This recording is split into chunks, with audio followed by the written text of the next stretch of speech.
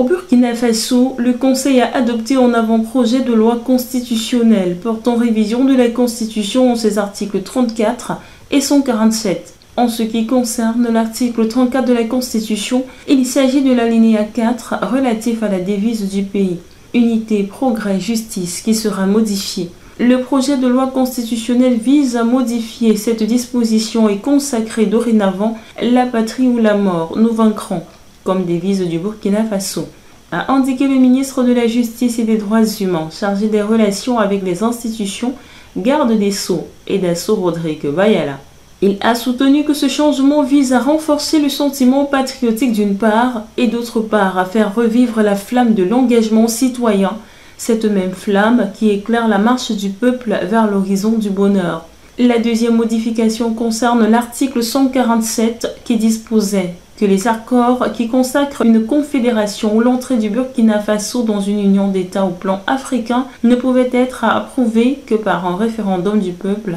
Pour le compte des ministères de la Communication, de la Culture, des Arts et du Tourisme et de l'Économie et des Finances, le Conseil a adopté 2 rapports qui portent respectivement érection de l'Agence d'information du Burkina en établissement public de l'État à caractère administratif et approbation des statuts particuliers de la nouvelle structure. Cette érection, selon le ministre d'État Jean-Emmanuel Ouedraogo, permettra de donner à l'AIB tous les moyens pour assurer pleinement la mission de collecte, de traitement et de mise à disposition d'une formation saine et professionnelle au profit des institutions, des médias, mais aussi de pouvoir faire en sorte qu'on puisse accomplir le droit du citoyen à cette information. Au titre du ministère de la Fonction publique, du Travail et de la Protection sociale, le gouvernement a autorisé, au compte de l'année 2024, au profit des ministères des Affaires étrangères, de la coopération régionale et des Burkinabés de l'extérieur, le recrutement de 11 traducteurs-interprètes pour renforcer non seulement l'équipe de traduction-interprète, mais également pour tenir compte du redimensionnement de la diplomatie, prenant en compte les nouveaux partenaires.